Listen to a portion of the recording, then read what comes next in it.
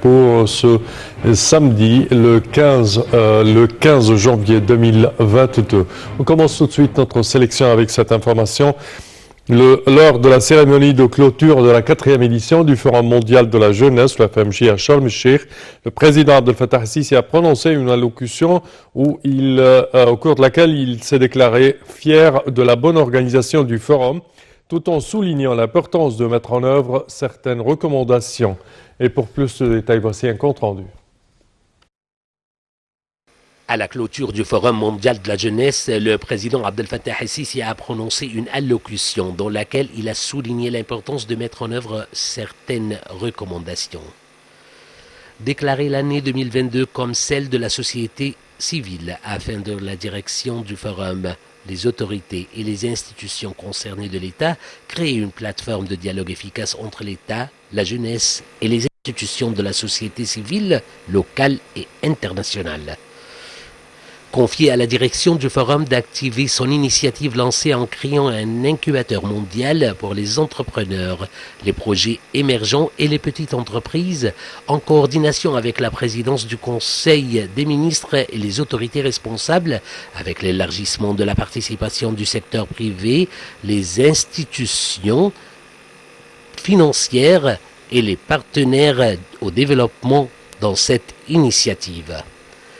Former des groupes de jeunes de l'Égypte et du monde pour participer immédiatement aux préparatifs du 27e COP qui sera tenu à Sharm el-Sheikh. Réaliser une extension africaine des initiatives de développement réalisées en Égypte dans le cadre de la responsabilité régionale de l'État égyptien envers son environnement régional.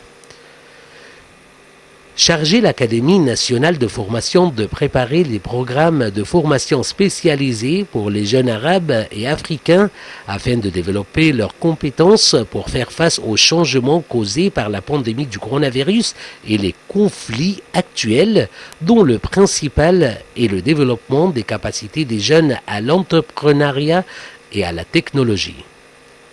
Confier à la direction du Forum l'activation d'une plateforme permanente pour le dialogue interactif entre les jeunes du monde et d'Égypte afin d'échanger les visions et les idées à condition que les résultats soient présentés régulièrement aux différentes institutions de l'État dans le but de constituer une vision prospective de l'État à l'égard de toutes les questions et les sujets d'intérêt. Lancement d'une campagne internationale formée des jeunes d'Égypte et du monde participant au forum pour identifier les questions internationales relatives aux ressources en eau. Préparation d'une vue globale qui exprime la vision de l'État égyptien pour la reconstruction des zones de conflit au niveau régional.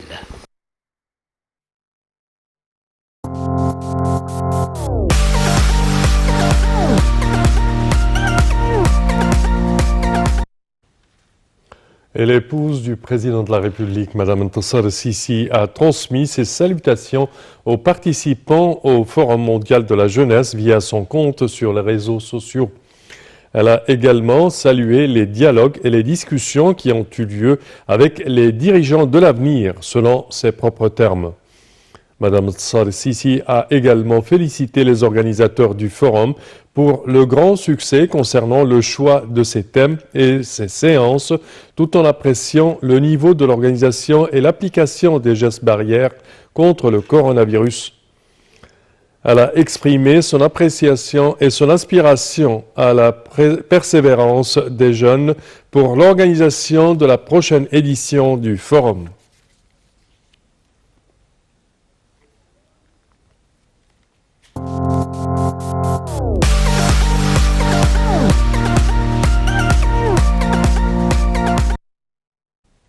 Et le ministre des Affaires étrangères, Sameh Shoukry, s'entretiendra avec le président de la COP 26, Alok Sharma, actuellement en visite au Caire. Il est prévu que la réunion qui se tiendra au siège du ministère des Affaires étrangères discutera des efforts internationaux dans le domaine de la lutte contre le changement climatique et de l'accueil par l'Égypte du prochain sommet sur le climat COP27 prévu cette année.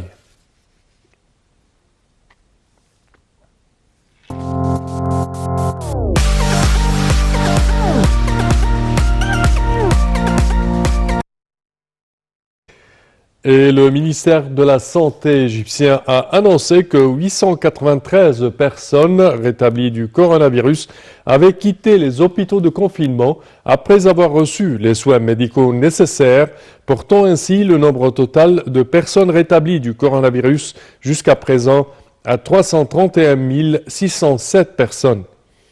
Le porte-parole du ministère de la Santé, Dr Hussam Abdelghaffar, a déclaré que 34 personnes sont décédées et 1079 personnes ont été testées positives au coronavirus hier.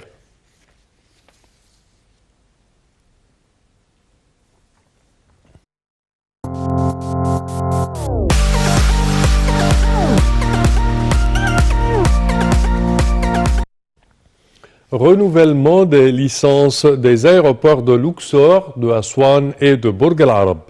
Le PDG de la compagnie des aéroports égyptiens, le pilote Ahmad Mansour, a rendu hommage aux travailleurs des aéroports de Luxor, de Aswan et de Burj Al Arab pour leurs efforts qui ont débouché sur le renouvellement des licences de ces aéroports et pour leur contribution à y hausser le niveau des mesures de sécurité.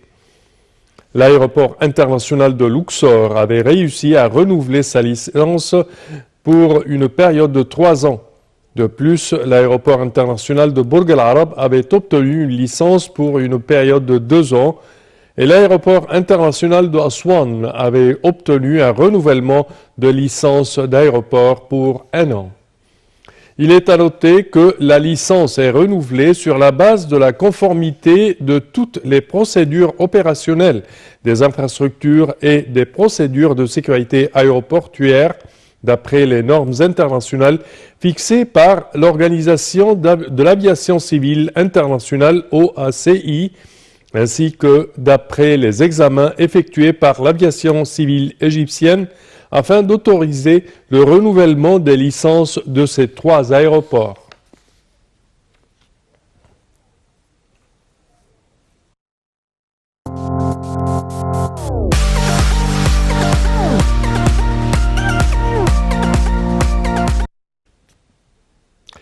Et l'Égypte participe au lancement du système électronique de paiement de la ZLE-CAF, la ZLECAF.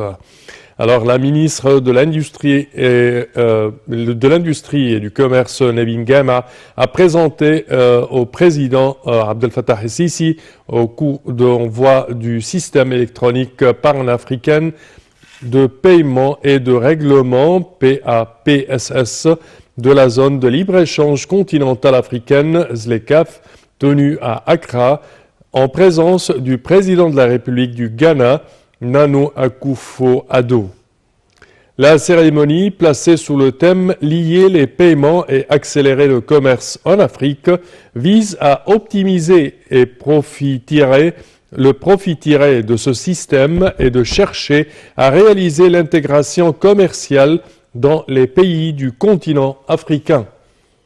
L'Égypte tient à réaliser l'unification économique africaine, de promouvoir le commerce africain et l'intégrer au système du commerce mondial et réitère l'importance de mettre en œuvre l'action commune en vue d'en tirer le profit maximal de l'accord précité, répondre aux besoins de l'Afrique par une exploitation optimale des ressources comme des capacités et réaliser le développement et la prospérité des peuples africains. C'est ce qu'a fait savoir Madame Gama.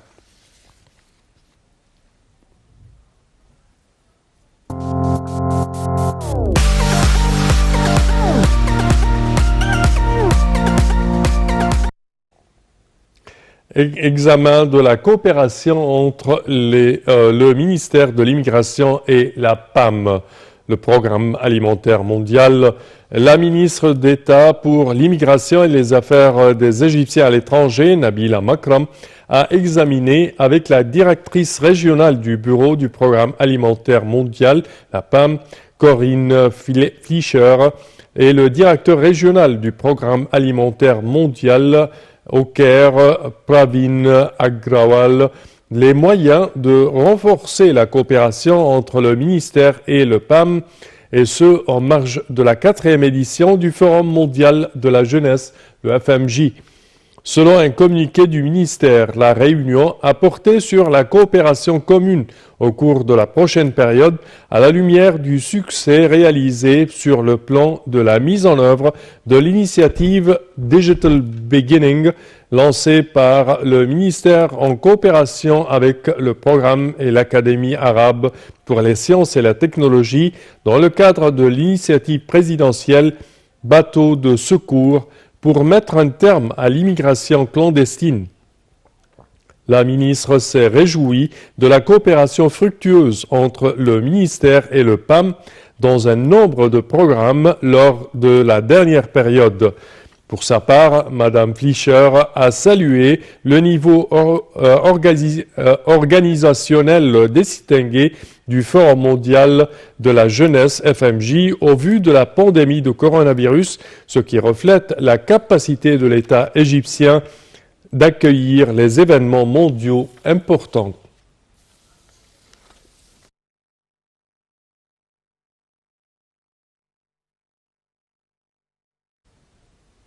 Et concernant le volley sportif, la Coupe d'Afrique des Nations Cannes 2022, la sélection nationale de football poursuit ses entraînements à Garoua avant de rencontrer aujourd'hui la Guinée-Bissau dans le cadre de la 2e journée de la phase des poules.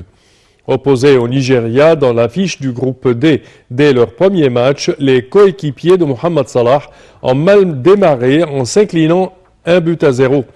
La Guinée-Bissau a pour sa part fait un match nul 0 partout face au Soudan pour son entrée en lice dans cette compétition. Obligé de se répandre sur ce deuxième match et logiquement supérieur à son adversaire, les hommes du Portugais Carlos Queiroz devraient pouvoir l'emporter sans encaisser le 2 buts dans une CAN où les équipes marquent peu.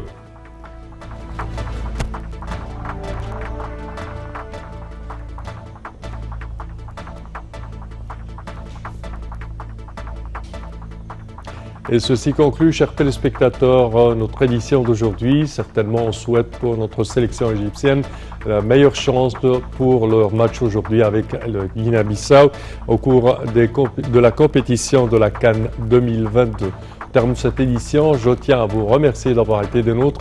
Je vous donne demain rendez-vous avec une nouvelle édition. Au revoir.